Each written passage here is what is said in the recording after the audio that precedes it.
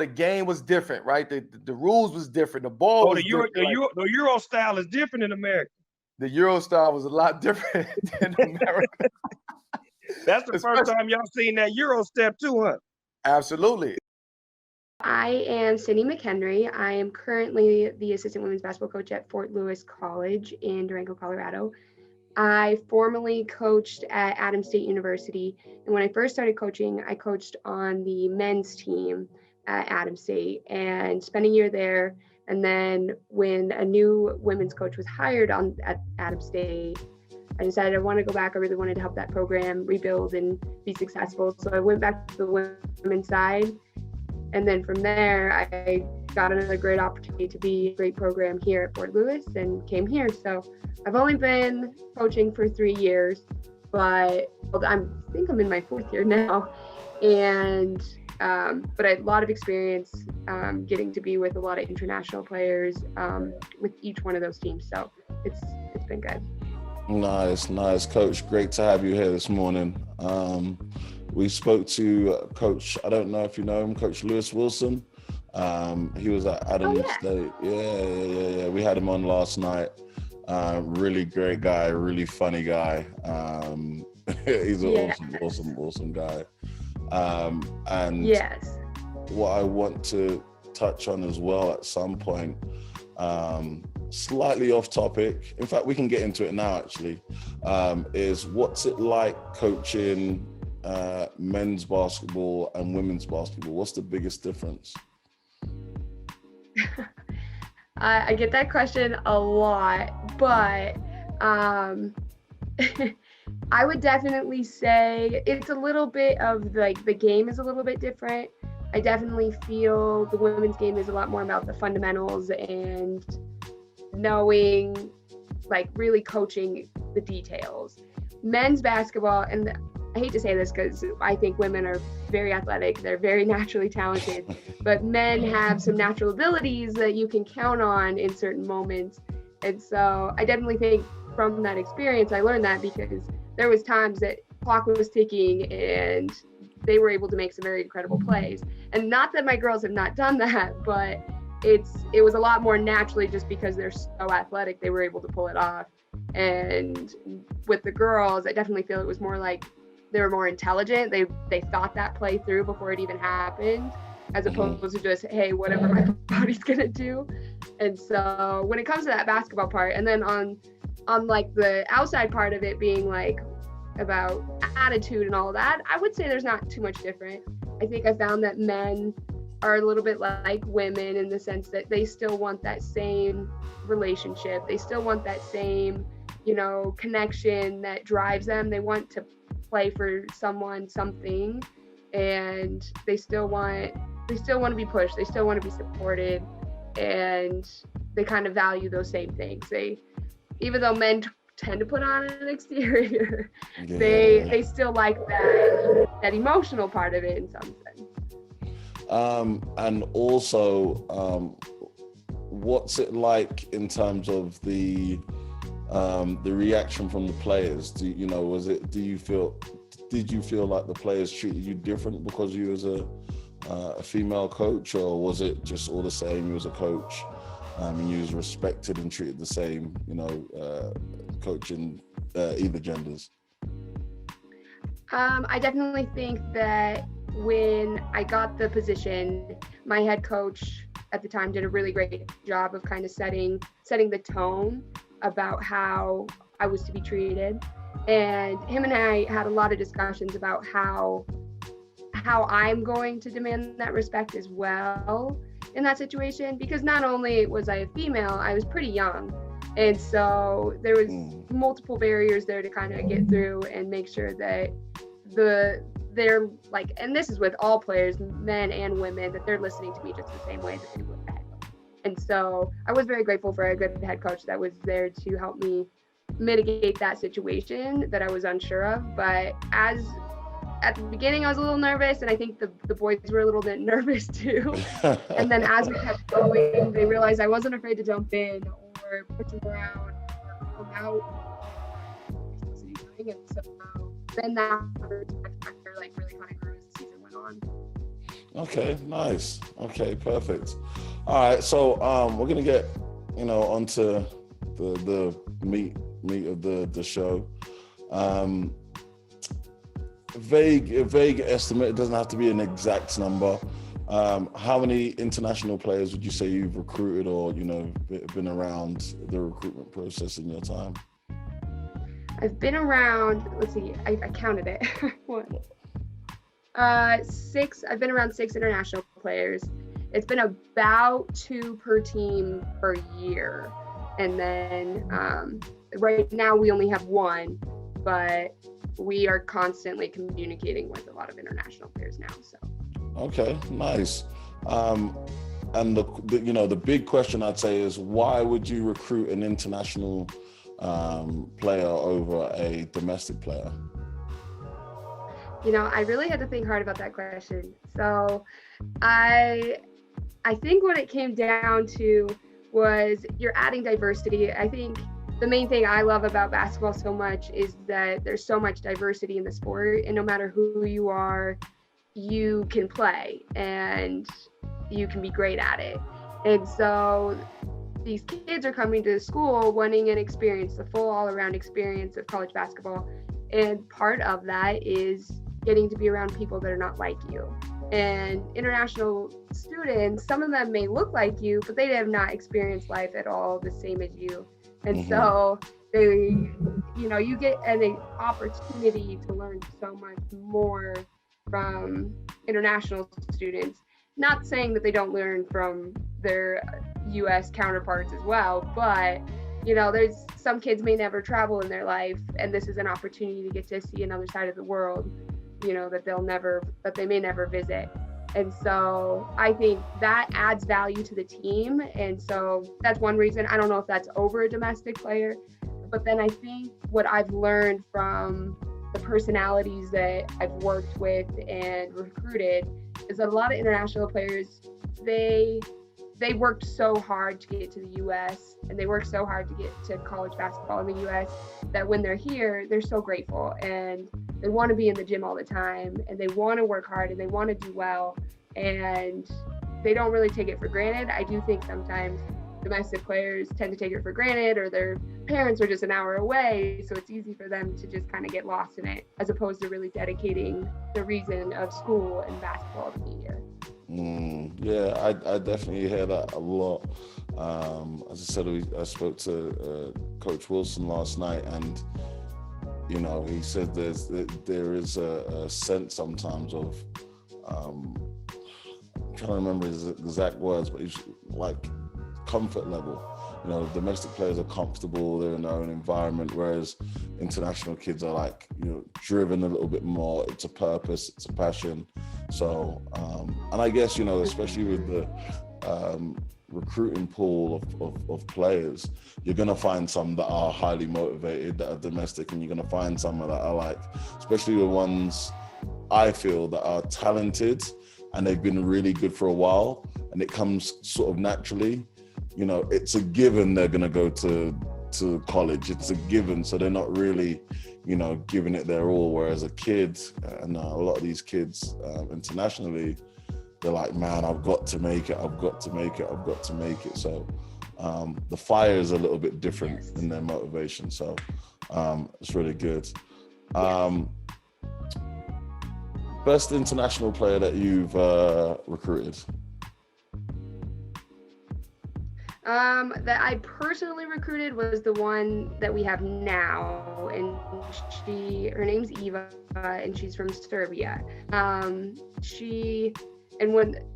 explain the other one that I first coached, but the first one that we recruited, when we first watched her play, she was out there scrapping and going hard. And so then we got to meet her, and it's kind of funny. She was really kind of soft-spoken. She wasn't super, I don't want to say she wasn't outgoing, because she's a very outgoing girl. But as we got to know her, she really kind of came out of her shell, and we got to really see why the person on the court that we saw is the person that is off the court that we were getting to know. And so it was really kind of fun to get to see that person blossom to us. And then it's just continued to happen as she's played this year. She's just a freshman right now, but she's starting for us, and she's been just a joy to have. She's a joy to coach, and so I definitely say the first one I've recruited has been quite the success. She really set the bar high on that. And then the first international player for me to coach, he was on the men's team.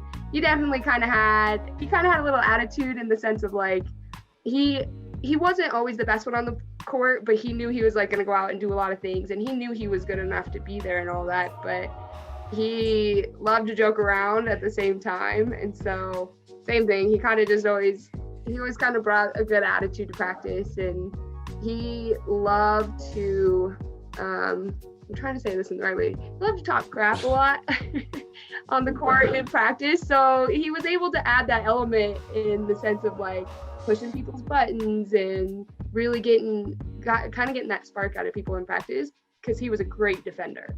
He was a really, really great defender. Nice.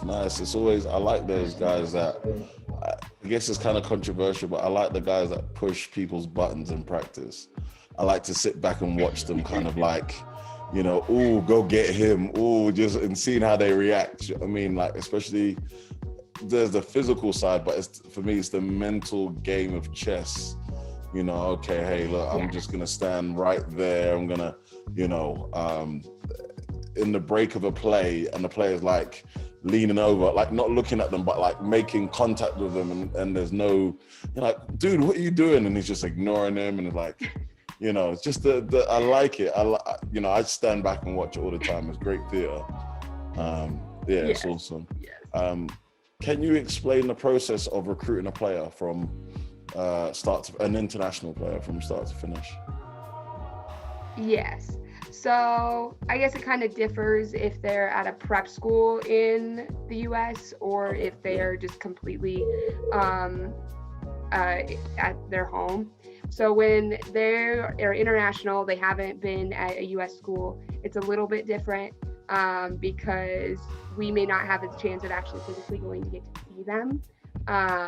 But usually we get tons of emails every day, or we have connections throughout, you know, countries and where they're at. And so somebody will send us game film, or we get an email and we'll watch the highlight reel. And if that intrigues us enough, then we're like, okay, we want to watch some game film. Typically, a lot of people send us the game film with the highlight, which is really nice. And, you know, that's very important because the highlights kind of, you know, it's that movie trailer, it hooks you, it gets you in. And then once you're in, you want to see how are they acting when they get subbed out? How are they acting during those dead ball situations?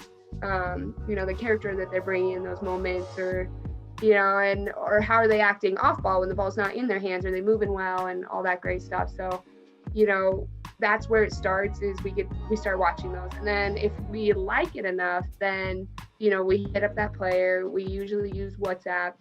Seems to be the best form of communication. And, you know, we start talking. We set up a Zoom call and get a chance. And our Zoom calls are mostly for us to give a chance to explain our home, what our school's like, what our program's like, and then as well as get to know the student or the player. And, you know, as much as like that might be the first initial draw for us to kind of sell ourselves to them, it's them to sell themselves to us. And so it's, for us right now in the program that we have, it's so important to just kind of be able to build that relationship and really get to know a recruit and know for sure that this is somebody that we want to spend 4 years with, because it's a 4-year relationship that we're committing to, and then it's beyond that because we want to stay friends with them forever, but you know, it's a 4-year business relationship at the very least. So that we do a Zoom call, we get to know them, and then, you know, if things are going well from that Zoom call, then we continue to build that relationship. We want to kind of talk at least once a week, depending on what age they are in the recruiting process. Kind of depends on that as well. You know, watch more game film, kind of keep that going. And then if possible, like if they're a US player, you know, get a chance to bring them on campus so they can visit. When it comes to international players, it's not so easy for them to get to come visit. And so when it comes to those players, it's usually we'll FaceTime them, take them on a walk through campus, show them things, we really try hard to send them videos of like what's going on. And this year's a little different because we have no fans going on, but we try to send them some clips of the games, and we live stream all of our games in there for free, so we're able to send those off so people can watch and get a feel of what's going on at the best of their ability, that is, right now. And then if they come on the visit, that's usually when we ask for a commitment. And then if they're international and they're not able to come on a visit, but it's something they're really intrigued in, then we'll talk logistics, with the financial situation, and break down, their offer, and go from there. And if they commit, and move on. Okay, nice. So when you bring a player on a visit, do you always offer them? Typically, if it's an official visit, yes, typically, yeah. Unofficial visits, not so much, but an official visit is when we pay for their flight, or they're traveling. We pay for their hotel, we pay for their food. We kind of really show them the ropes. An official visit, we typically, yes. An unofficial visit is less paid for. Really trying to think of just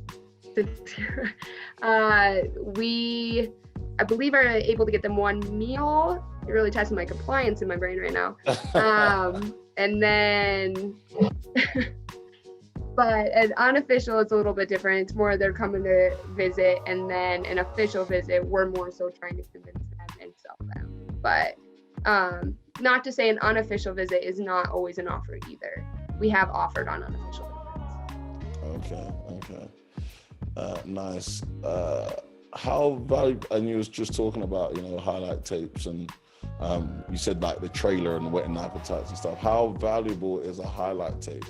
How much influence does it have on a player getting signing? Or signed? I definitely think it has, I don't know about the signing part, but I definitely think it gives you that chance to start the conversation, start the relationship. Like I said, if there's a highlight, sometimes people attach the film, but they don't always attach the film. So if I'm watching an athlete and I'm like, wow, they really got some great things in this highlight tape, and you really, in the highlight tape, want to put your best things, really show and highlight the things that you're great at, the things that you do best at. And it doesn't always have to be you scoring, it can be the defensive end, it can be assists, it can be rebounds, but you show those things, and then it's like, okay, now I want to reach out and ask for game film, and that starts communication, because then once that's been drawn, now I've watched you and I want to know more about you.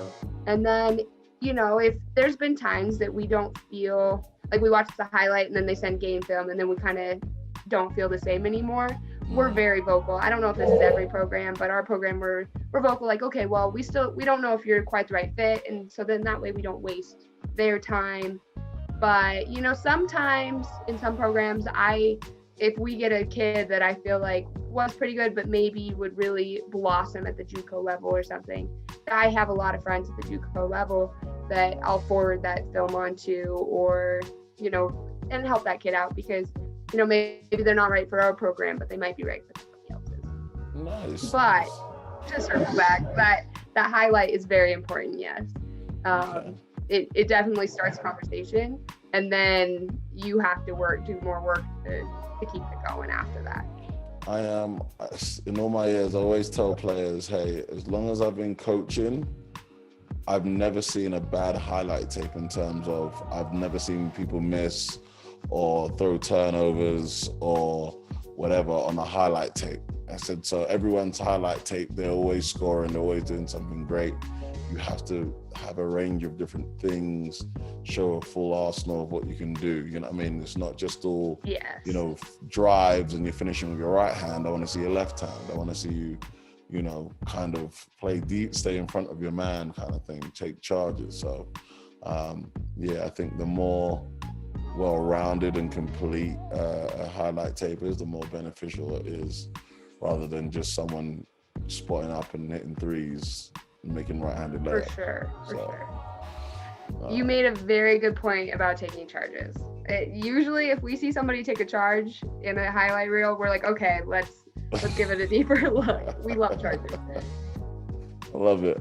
What would be the best way for a player from overseas to, get in touch with a college coach to get themselves recruited? How would, I'm little Johnny from England, and I want to get in contact.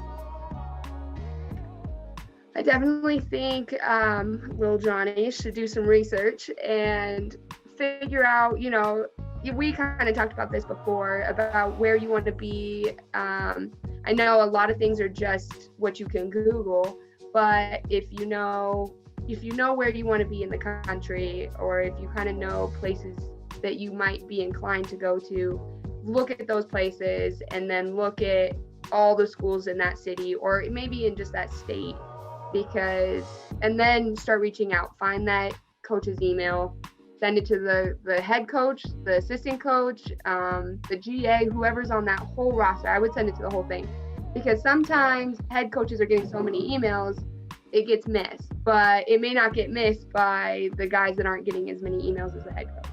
And so I would definitely recommend send it to everybody that is a coaching staff on the roster list. Send out that email talking about your grades, talking about yourself, kind of introduce yourself, tell you like what kind of things you like to do in your off time, but keep it sweet and simple. But it's good to know kind of a little bit more about a kid when they email us, because we're like, oh, all right, they're pretty well rounded, or they come from a big family, just things to kind of give us a little bit more information about who they are. But then, now attach those stats, the highlight, some game film, and send it to all those people. And then, as well as, I know not everybody has access to people that know people in the States, but especially when you're overseas, if you know people in the States, hey, can you hit up, some coaches, or can you send out my film, or, those things are very important. I know there's a lot of girls that I played with that are from other countries. And so sometimes, I've gotten texts from girls that I've played with that are like, hey, I know this kid that's been playing. Would you mind taking a look? So not only just people that are trying to help you get overseas, but just people that maybe have played overseas can do a lot for you. Yeah. I like that. I don't think I've thought about that in terms of just, individuals outside of the coaching world, somebody that, played college basketball, they might, know a coach or a teammate. So yeah, that's a very good point. I like that. What should a freshman expect coming into a college program? From playing time to, how they're integrated into the team, what's to be expected? Oh man, it's a lot. It's a lot already for, domestic freshmen as it is for an international student. So especially international students that didn't do the prep school route, because this is their first time away from their parents. Maybe this is the first time being this far away from their parents.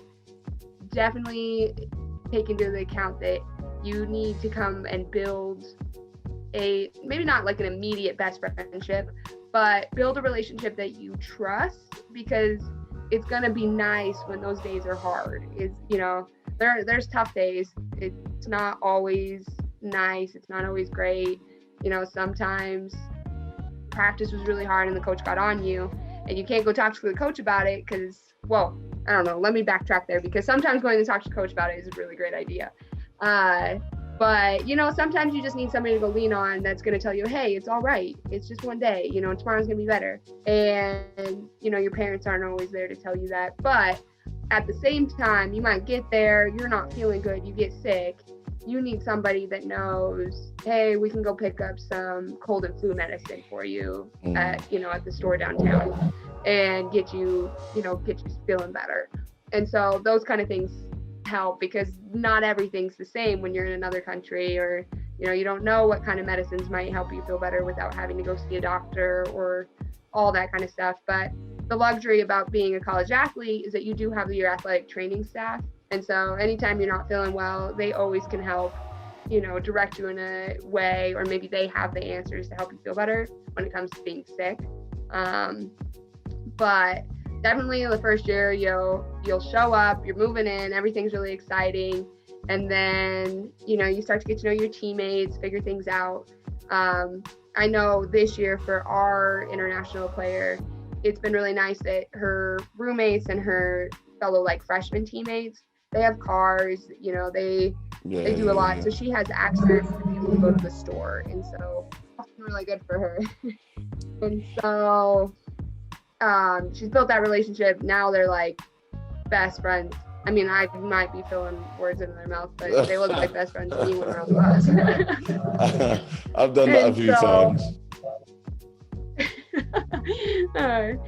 But it's definitely, I get a lot of calls sometimes though when I think international players aren't quite so sure what to do. And like I said, their parents aren't here. So I get a lot of calls that are okay, hey coach, I'm not getting an email back from this professor. What do I do? Or, I'm not getting a hold of the housing department. They're not how do I do this? Or am I doing this wrong? And so there's just a lot of things that I know that we've stepped out of our way necessarily. Coaches, we do everything half the time, but, just to make sure that she's taken care of, because it's scary when you don't know what to do. And I can't imagine doing it without someone nearby that you can call all the time. And so that's definitely really important.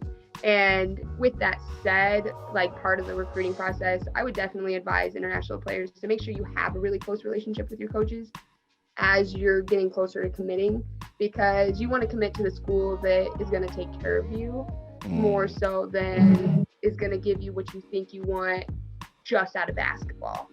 You want to make sure you're well taken care of. And so, and that they communicate with your parents. I know every now and then we'll send an email to her dad just saying hey, she's doing well. She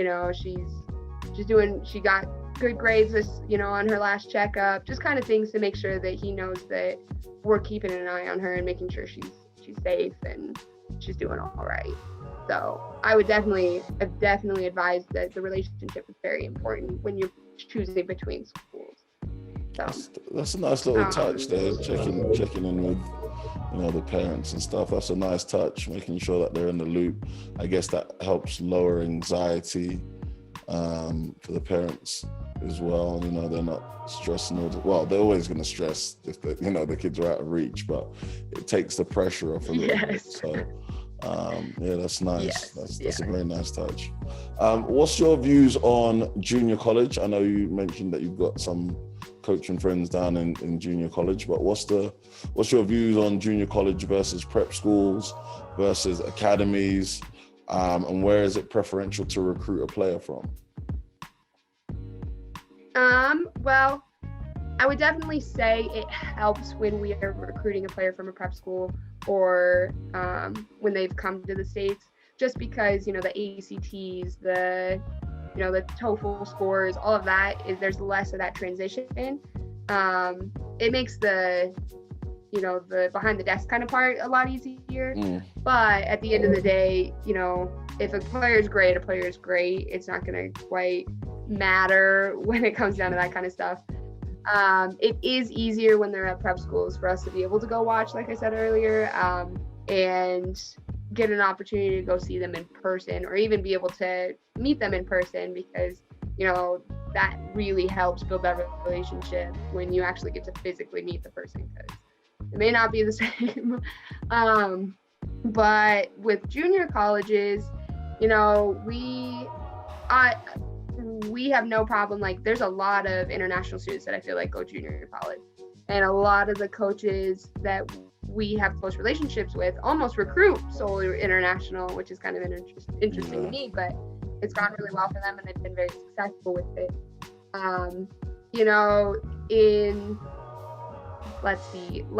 When I was at Adams State, we had 2 players that were junior college international player transfers. And, I think for any junior college athlete, this is international or domestic, it's a little harder because you spent 2 years getting used to one coach. Now you got to transition into getting used to another coach. So I would say that's kind of one of the cons of junior college transfers. But at the same time, that's 2 years that a player might have been playing and getting a lot of experience against great players, against great athletes, against bigger bodies. And so then when we do get them, we have to adjust a few things, fundamentally when it comes to defense or it comes to how we run our offense. But their IQ is aware of, game management, shot clock. So junior college is really great for players that maybe needed just a little bit more work, banging on some posts or work, getting that game time experience at a new pace, and so there's pros and cons definitely to junior college transfers. I definitely think same thing when it comes to international recruits when it goes to junior college. Definitely, find a great program, but not all junior colleges are in, your ideal places. So you're going to have to pick, do you want a super successful program that might get you to your end destination of a really great school? Or do you want to be somewhere for 2 years that's, nice and sunny, but maybe not as successful when it comes to the basketball side of it? So there's a lot of things to weigh in that situation, but there's a lot of successful junior colleges that are in not so great places. In the middle of nowhere.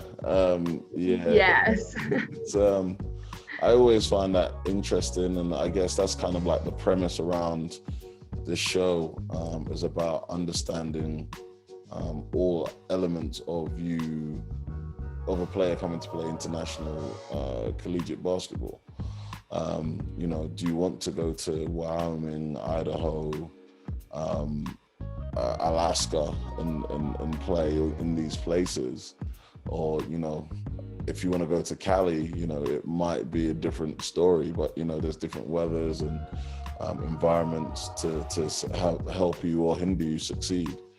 And the junior college question is really interesting, because I know in my time, coaching in a couple of different countries, the reputation for junior college isn't always great.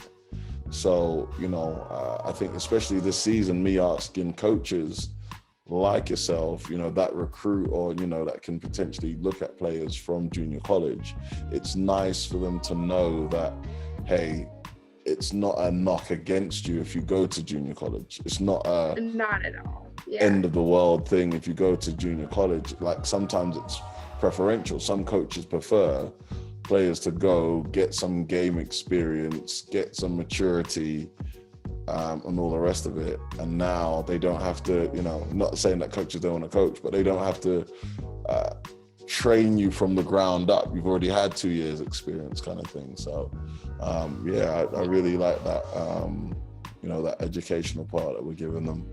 How hard or easy is it for an international student to integrate to a program? Actually, no, we kind of touched on that. We can leave that one. Here we go. What is typically covered in your scholarship, or scholarship that you'd give out to one of your players? So is it full? Is it half? How does that work? There is a difference between D1, D2, NAIA, junior college even. Not a full scholarship may not be the same at all levels. And so at Division II, a full ride usually covers your tuition, your housing, and your meal plan. And then includes like the fees that typically come with it. So a full ride, you might have to come in and pay, especially with internationals, that fee for the $100 that they have to pay for like all of the transactions and stuff and getting things ready. And I don't know, there's a lot of things that happens in the international department. But, a lot of money. And so, but outside of that, it's pretty much everything's covered when you're coming in on a full ride. At D2, we can give partial scholarships. And so we're able to, if somebody comes in with really great academics and is able to get a lot of academic money from the school, then we're able to counter that and give maybe double that from what their academic was giving, or cover the rest of what's not being covered by an academic scholarship. And so,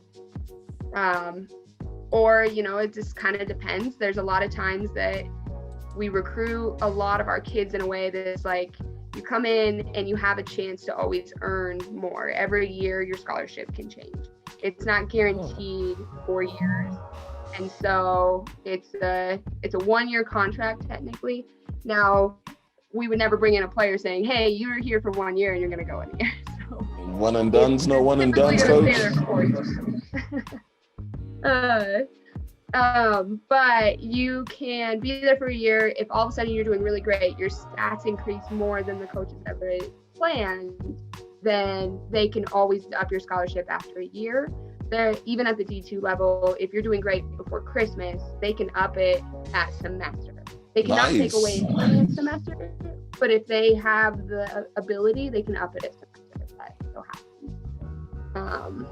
But they cannot change anything for that whole year though. So if you were going to get $5,000, you get $5,000 for the whole year, and it cannot be changed until the end of the year. Okay. So at least that part's guaranteed. Okay, yeah. But typically, I can't speak for all programs. Typically, coaches don't change or lower unless there was a really unless the kids said they're a 40% three-point shooter and then came in and never shot over 15%. You know, that might be means for a change. Or if that kid came in and was going to a lot of parties and causing a lot of problems, and you know, those are means for loss in money. But if the kid always showed up and did what they're supposed to do, just maybe wasn't quite ready because they still had to get used to the game or keep growing as a player, most likely it will not change because a coach knew that when they recruited them. Okay, that's nice. You said it's a 1-year deal more or less, but I want to see, it's a 1-year deal that more than less it continues. But I want to know on the changing of that is, you know, if a player gets injured, how does that work? Could their scholarship be taken away because they're injured, or, you know, talk to that a little bit? Yes, it could. You know, if you came in and say you blew a knee within, you know, the first month of preseason, then you'll still get that rest of that year paid for. You still can't change it just because they were injured for that year. If the coach so decided come that May, you know, June time, they could always cancel, you know, pretty much cancel their scholarship and do that. They can. Now, I'm not saying that they should or they would. You know, there's a lot of things that are out of everybody's control in the situation of an injury. And so I think more so it comes back to what is that person doing to get back? You know, did they go and handle their health? Did they go do their rehab? Are they working to return? And if they're not working to return, I could see a lot of coaches deciding not to renew that scholarship just because, you know, the injury is now holding them back. But as long as they're working and doing everything they're supposed to be doing to return to play, I wouldn't foresee a lot happening. But I don't want that to be like a safety cushion for people to think about. Some coaches do pull scholarships for injury. And so the unfortunate fact. That's at D2 though. I don't know at the Division I. I don't know at the other levels. Okay, cool. Well, I mean, hey, that's why we have you on and just finding out at D2 level and what the possibilities are. I don't know if it's scary or it's nice or whatever, like the parents that send their kids to America, you know, for their opportunities, and they don't know a lot about the system or the processes. And I guess it's only when the situation arises that it's like, oh, like I didn't know this could happen, or I've never heard of this before, or do you know what I mean? It's as I said, it's kind of crazy, but it's also kind of like the passion of a parent wanting their child to succeed and live out their dreams. Yeah, so it's an interesting situation. Lastly, on our last series, players spoke about coaches promising court time and certain roles when they were being recruited, and then when they came on campus and stuff, it switched. Now, I'm not saying you have done it or whatever, but I'm saying, can you talk about like what the disparity is in that information sometimes? I know, me personally, I would probably say I would never quite trust a promise if you haven't actually been at the practice and you haven't been doing things, because when it comes down to who's playing and who's going to go on the court, a lot of it is geared towards who's put in the work, one, prior to getting there, and two, who's showing up every day, and truthfully, sometimes it definitely comes down to statistically, who's producing and who's doing the right things, who's building the relationships at that time. And so when it comes to prior to getting there, it's kind of hard to know. I find it kind of surprising. I know you said that you're not saying I did this, and so I find it surprising when coaches promise that kind of time. Coaches definitely probably say like, hey, we can see you being very successful in this program. We definitely see you being a really big key role in the program. And maybe they just over-assumed what the athlete could do. Probably feels like what the situation happened. And so it is unfortunate. And I know I would never promise a kid something, because especially playtime, that's definitely not something that can ever be promised. That's earned week to week, that's earned month to month. So, but as an athlete or an international student looking at the school, I would definitely watch a lot of that school's game film to know and like truly be honest with yourself, not just trying to go to a school just because you want to go to a school, but look at them and see, hey, do I really play that kind of basketball? Would I truly fit in with that system? Because most teams do run the same thing every year. They're typically a very similar team to the year they were before, unless they got a new coach. And so if you watch their game film and really see like, okay, that girl is a senior or that girl's a junior and I could possibly be taking her spot, am I going to be more productive than her? Or am I more of a slow paced player? Do I like to walk the ball up and they like to sprint the ball down? I would definitely sit there and evaluate, is this a program that I can give to and be, or else there's just going to be that conflict, and then there's going to be no play time that you thought you had, and then it's just going to be a miserable experience. I like the word and the miserable relationship between them. Okay, so we're looking at play time or looking at how the team plays. Can you give us an insight of what a typical college day looks like for a student athlete? Yeah. Okay, I'll give you the three different versions. So in preseason, typically, for us, we practice in the morning during the preseason. So we go from 6 a.m. to 8 a.m. with individuals. And so those are groups of 4. And it's usually broken down per your group. If you're a post group, you're a guard group, you're a PG group. Okay. And then that way it can be a little bit more specific to what you do. I would say the guards typically do a lot of similar things, but then some things are broken down into specifics and what's geared towards that person specifically. But preseason is definitely about nailing down what the athlete is great at and making it even greater. And so 6 a.m., we go, it's different. It's like 45-minute segments, and we alternate how they, who has to wake up the earliest. But go at 6 a.m. and then they go to class, and then around 2 o'clock they go back for go to weights, and then usually go to dinner and work on some stuff, and then we have study hall in the evening. And so, and then in the preseason, there's a lot of not this year, but typically football games, a lot of fun activities for them to go do. So there's a lot of things that we really push them to go spend some time outside go enjoy the place that we're at. We're in a beautiful town in Colorado, so we really push them to try and enjoy the fall because it's just beautiful weather. It's nice outside. It's easy to enjoy. And then when season starts to come, then our practices shift to the afternoons. They wake up, they go to class, they go to practice. They still have their study halls. They have their weights in the middle of the day. Go over scout later in the week before a game. And that's usually, you got an hour before practice that you're going over scout, go get ready for practice, go to practice for 2 hours, and then go get dinner, and then we got study hall again. It's very important. I'm sure most programs are very similar, but grades are very important for us.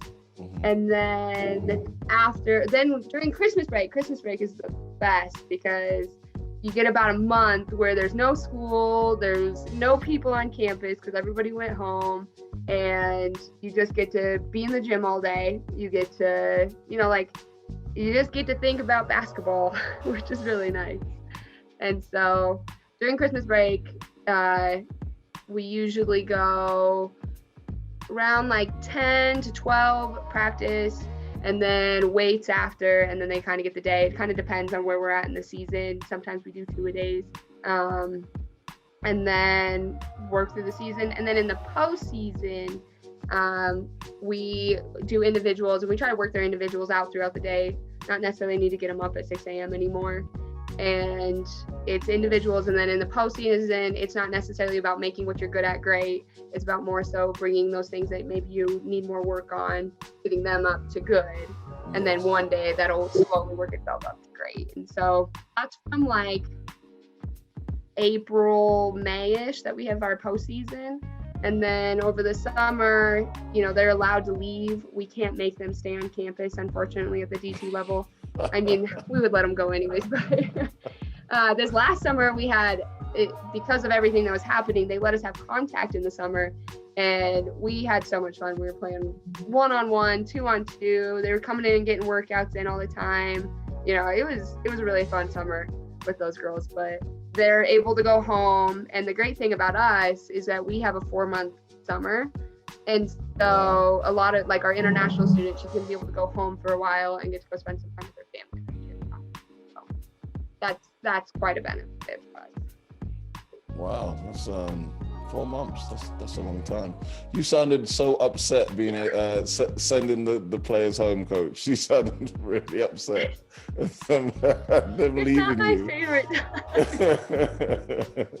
It's not that I want them to have to work all the time. I just, I really enjoy when they enjoy working out and stuff. Don't leave me. Don't leave me. Well, I was going to ask, does the team only train pre-season and during season, but you kind of covered that. But what type of playing statuses are there? So red shirt, gray shirt, what's the different statuses of playing?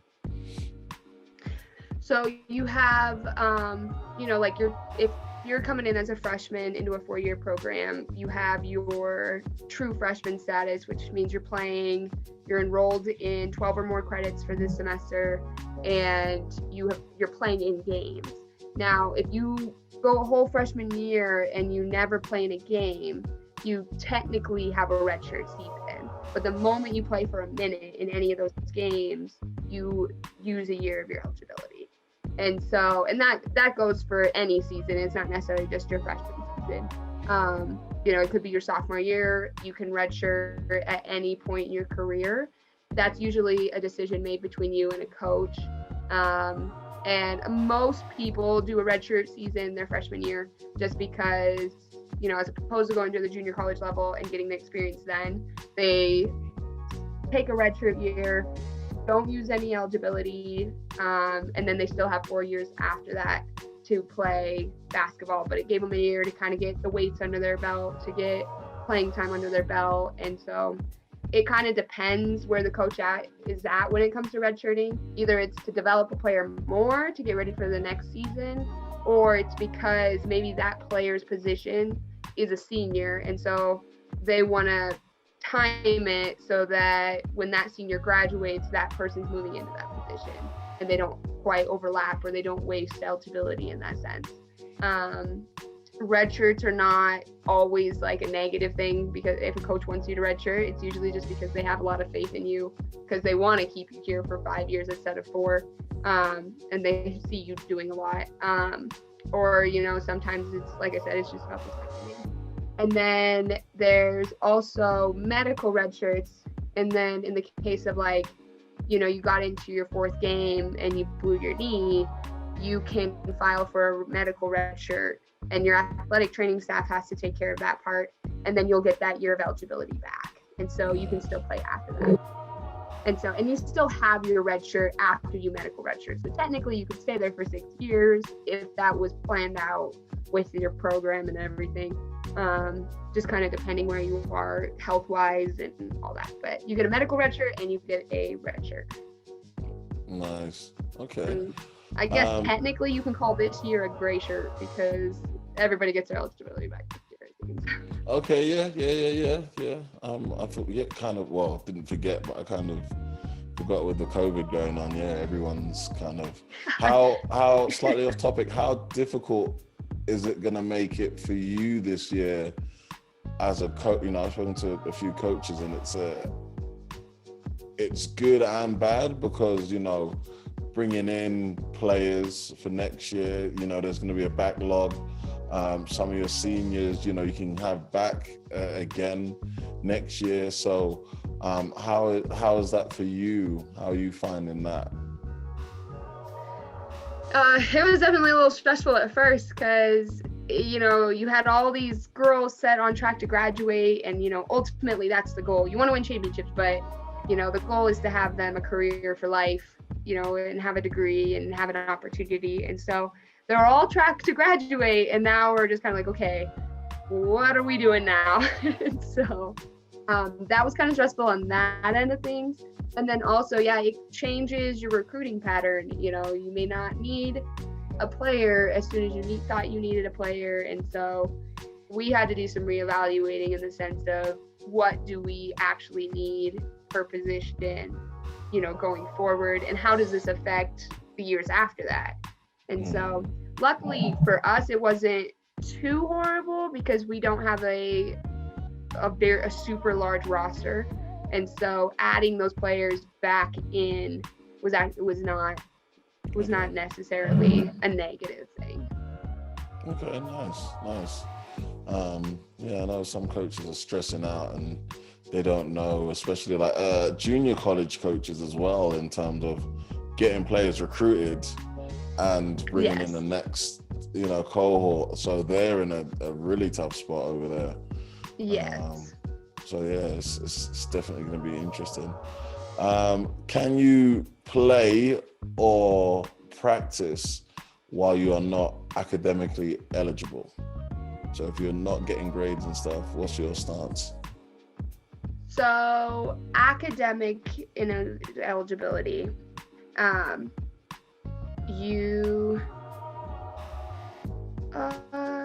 give me a second. I believe you can still practice if you are academically ineligible. Your coach may not want you to practice if you're academically ineligible, if their standards were set a lot higher than that, and you fail to take care of what you're getting paid to do, which is take care of your grades. But then if you are not, so in eligibility, if you're not over 12 credit hours, enrolled in 12 credit hours and passing those 12 credit hours, then you cannot do anything with the team. You can't lift, you can't practice. And then when it comes to the following year, you have to have so many credits to be able to be deemed as the next year. So as like a freshman to a sophomore. And so, you know, like we always enroll our kids in 15 credit hours every semester, and then that covers it. You know, as long as they pass all those 15, they're covered going into the next year, and they'll be eligible that next fall. And so, but it's very important. We tend to not have to deal with the academic ineligibility very often, just because we do the study halls, we do the checks, you know, it's just, we demand a very we want them to have a great GPA. And like I said, just to reiterate, like you're getting paid to get a degree just as much as you are to play basketball. And so in order to play basketball, you have to be taking care of the school part. And so it all goes hand in hand. So the academic and eligibility, I believe you can still practice, but you may not be asked to practice. Okay, fair enough.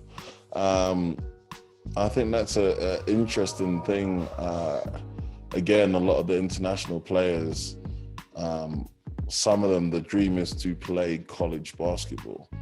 I know a lot of young men, a lot of young women that I've worked with personally, it's like, hey, I'm going to play college ball. And you're like, whoa. It's grades, you're going to school. I know it's called, it's student athlete. That's how you're deemed. So yes, you want to play for Duke. Yes, you want to play for North Carolina. However, if you haven't got the grades, they can't even look at you. Exactly. And okay, if you do enough just to get there, you just scrape in through the requirements to get there. It doesn't mean that you can put your feet up and then that's it. You still have to maintain your GPA. You still need to maintain, and you're going to be hell bent on trying to get to a program to play basketball, but then you won't even be able to do that because you're academically ineligible. So always great for them to understand that point, I think.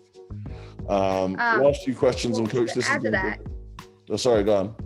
No, I was just going to add, if you do go the junior college route and, you have those goals of D1, D1 has a lot higher, like you have to have a minimum of a grade point average. Theirs is higher than the Division II. And so sometimes Division II gets D1 athletes because they don't make the grade and they slip through the cracks at D1.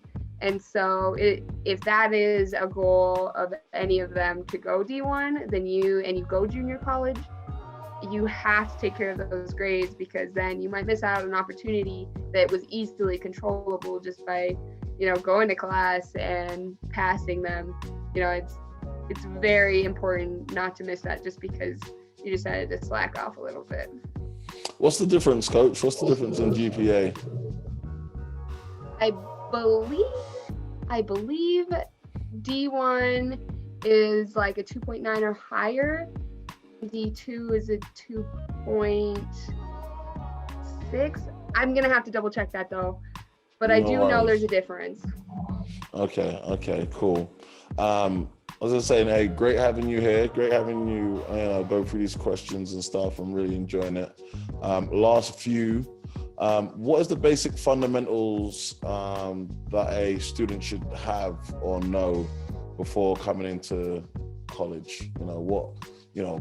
Let's say everyday life skills and stuff. What should they know before getting in? Communication. I know, I'm sure most students that are coming to the U.S. to play know English. I know a lot of the ones that I knew, English was taught in their schools. I wish the U.S. would adopt that and teach another language as we grow too, because that's so important. But, communication is so important when it comes to communicating with the coaches about how you're going to arrive, every detail coming in, who have you signed up for your classes? Are you talking to the people that are taking care of that stuff? Just all of that thing. And the fact that if you don't know, you need to be able to communicate how to figure that out, who can get you those answers. And there's probably a lot that everybody doesn't know when it comes to that. So communication, huge fundamental skill when it comes down to it, and not being afraid to ask for help when you need it. Because at the end of the day, you'd rather be asking a lot of questions as opposed to not getting to practice on time, not getting to be at the school on time, or, missing a lot of things. So communication is very important. I would definitely say the same thing to tie in with that. Start, once you've committed to a school and they start communicating, try and get your new teammates' numbers, try and get, or their Snapchat or anything like that. And start communicating. You don't necessarily have to be their best friend for moment one, but just so they get to know who you are And that way, when you show up on day one, it's not like awkward or, you know, they don't know how to communicate with you or anything like that. They know who you are and you're part of the program, you're part of the team, and they're more likely, you know, everybody's more likely to reach out to each other. And so we tell our girls to do that whether they're international or not, just because it helps that transition a lot easier. But and then I would definitely say just settling in, like, I don't know if that's kind of a fundamental thing, I don't know, but just getting to the campus, figuring out where your classes are, figuring out where the gym is, like location wise. If you didn't go on a visit, text one of your teammates, find out if they can tell you where everything is, and really get a base, because then you're going to be able to be more comfortable. You'll know, okay, it takes me 10 minutes to get to class. I know exactly when I need to get up and when I need to eat and when I need to do this. And you're not going to be scattered all the time. And then when you get to practice, you're calm because you took care of everything else that day. And you're ready to go, and you can only think, you have basketball to think about, and that's it. So that probably could really easily tie in with time management as well as being comfortable in your trying to think of another one. Basketball wise, I would say just show up and be you and be the player that, you know, that they recruited. Don't go out and try and be more, don't try and be less by no means, but just go out there, get comfortable, start playing pickup with your teammates. And, you know, because the moment that everybody starts to settle in with who they are, you know, then everybody's going to feel more comfortable out there. You know, once you start getting in practice and they're like, oh, she's really good at passing, she's really good at shooting, then it just kind of makes the rhythm flow a lot better when the coaches start showing up, as opposed to making the coaches figure it out. Yeah, I definitely hear that. Yeah, some good advice there. I think for me, just the communicating with the teammates beforehand, before you get on campus, I think that could be a big like icebreaker. You know, it's not just, oh, who do I got to talk? It doesn't feel so forced.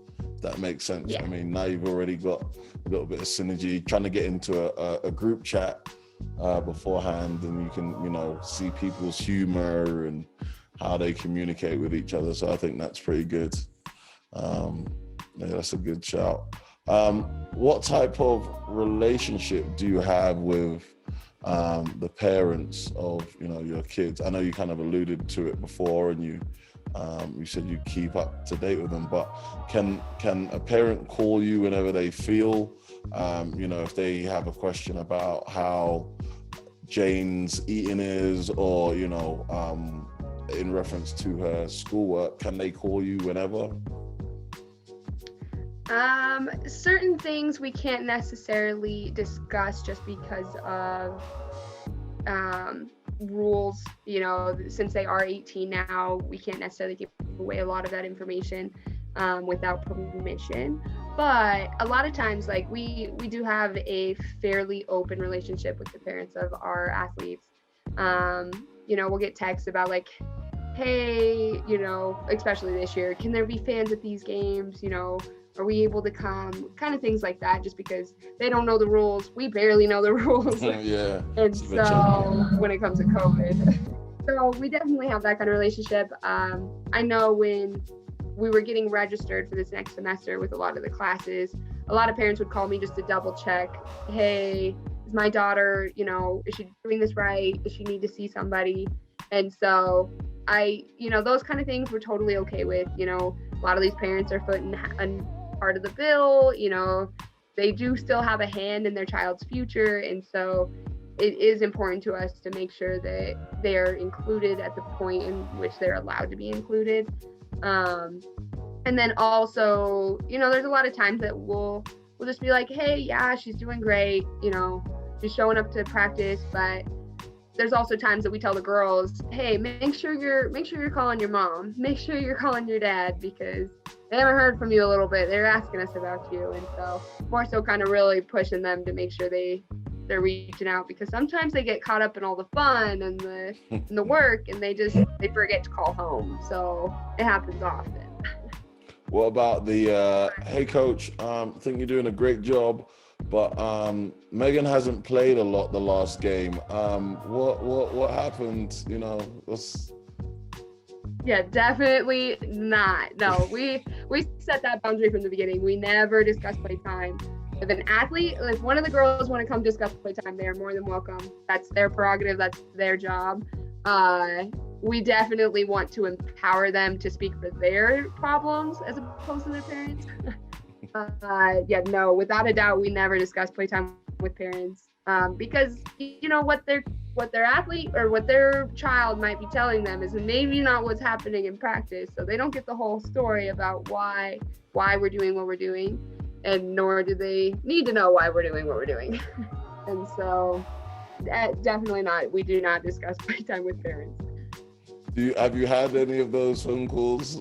Like, have you, and you've had to put a parent on like, hey, no, we're not doing this? Yes.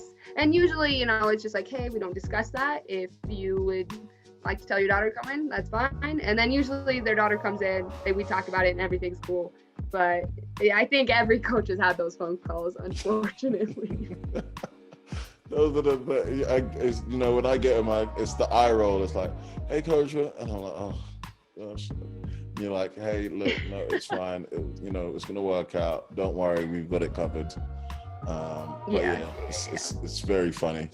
What advice would you give to parents that are concerned about their child's being so far away from home? In terms of like friends, and what advice, or I guess, what can you tell them to kind of help them relax a little bit? I would definitely say like they're getting like their child's getting recruited to a team. So on the plus side, we always call that, you have instant friends. It's not like every other student that's going to college and has to make new friends. You kind of have instant friends because you have a group of people that you have to spend a lot of time with.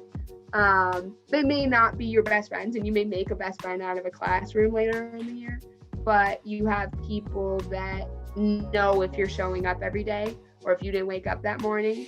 And so on the plus side, there's always somebody that knows if your daughter's okay, if they're not feeling well. There's usually a team of about 20 people, all inclusive, that know something about what's going on with your kid when it comes to their health, or it comes to their, whether they're feeling sad or not. And so I would definitely trust that, they're being watched in a good way. I would definitely just say communicating with them. I know we as coaches push them to, and I don't know if all coaches push their kids to talk to their parents, but kind of get them to communicate, make sure they do have good influences around them. There's not always great influences at college. And so just making sure that they're checking in and making sure that the people they're surrounding themselves with, I'm sure that parents that are sending their kids this far have pretty good faith in their kids, but it just takes one time. And so that, and like I said, not all coaches are super open to talking to parents all the time, but if they are, utilize that just to check in and make sure they're safe, that they're happy. I mean, that's all parents really want, is their kid to be happy. And I guess one of my favorite questions I get to ask, is in terms of, them being kids and being safe and happy. What is your philosophy, or how in your coaching career, how have you dealt with the perils or the distractions that the kids endure? So, they're 18, they're 5,000 miles away from home. They have access to drugs, alcohol, and, the relations with, guys, girls, whatever. Talk to us about that.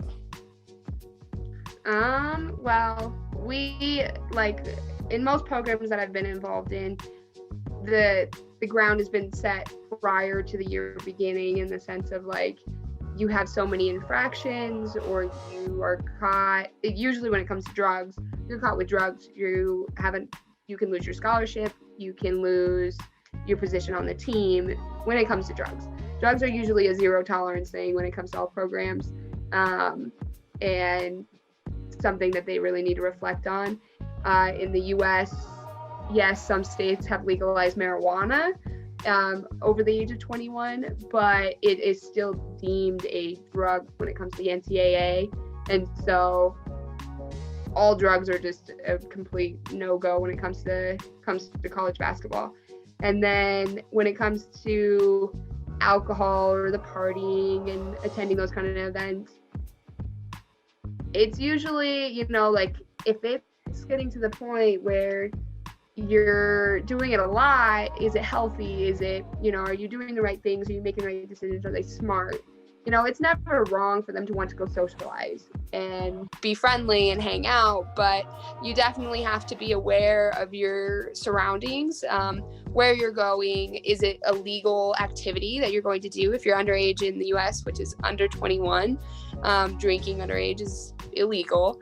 And so, you know, as an international student as well, like getting busted doing illegal activities is not always a good thing on that scorecard. And so, you know, just definitely taking those surroundings, understanding your situation, where you're going, who you're with, what you're doing is very important, because it's easy to get caught up with the fun and, oh, hey, everybody's going to do it, the whole team's going.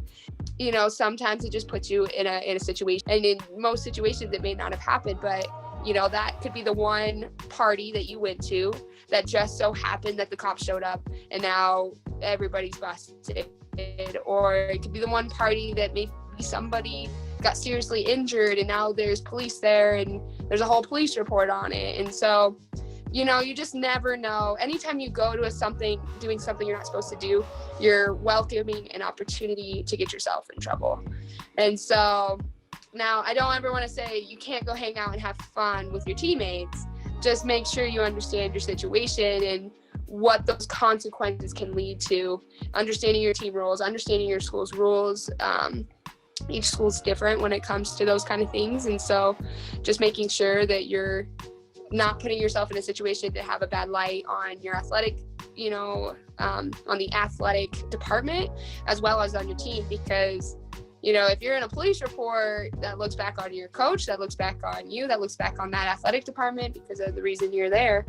And, you know, that's just hindering the relationship that you're going to have with that coach in order to have a good career and have a good basketball relationship as well as a personal relationship. Definitely. Coach, I really appreciate your time. It's been very informative. Hoping that I'll get to work with you in the near future and hopefully send some players your way. But yeah, it's been a great sit down and talk with you. Thank you very much. This is Cydney McHenry. Thank you for watching with EuroStepping, and make today a great day. Appreciate you watching the EuroStepping. I want to thank everybody for watching EuroStepping. Watching the EuroStepping. The EuroStepping. The EuroStepping. You've been watching the EuroStepping. The EuroStepping. EuroStepping. You've been watching the EuroStepping, a great podcast show hosted by Coach D.